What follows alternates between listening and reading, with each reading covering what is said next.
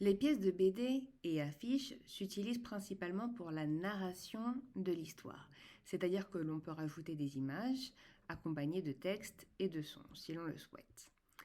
Ici, par exemple, pour la BD, nous pouvons voir que nous pouvons rajouter une image, par exemple celle-ci qui représente une capture d'écran de ma scène, et je peux y rajouter un texte en disant que quelque chose a été volé.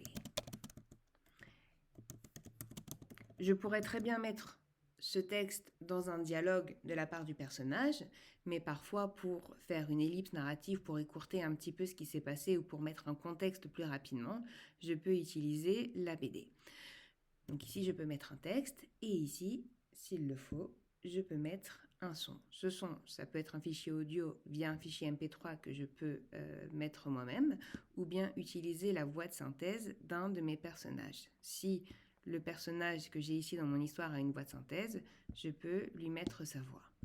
Par exemple, ce personnage dans mon jeu correspond à Ronin, donc je vais mettre la voix de Ronin ici.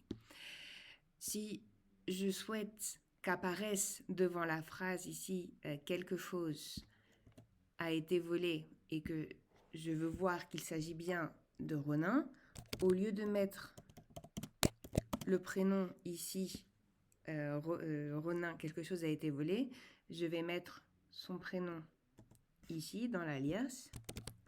Pourquoi ? Parce que si j'utilise la voix de synthèse, je ne veux pas que le jeu prononce Ronin, quelque chose a été volé. Je veux simplement savoir que c'est Ronin qui prononce cette phrase. Voilà.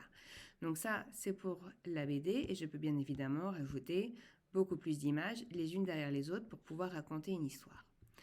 Et ensuite, ce qu'on appelle l'affiche fonctionne exactement sur le même principe, à la seule différence qu'on ne peut en utiliser qu'une seule, on ne peut pas rajouter plusieurs images, qu'elle apparaîtra en un peu plus grand sur votre écran et qu'on l'utilise notamment pour faire ce qu'on appelle des passages dans le temps ou bien pour marquer le début ou la fin de l'histoire, comme cet exemple ici.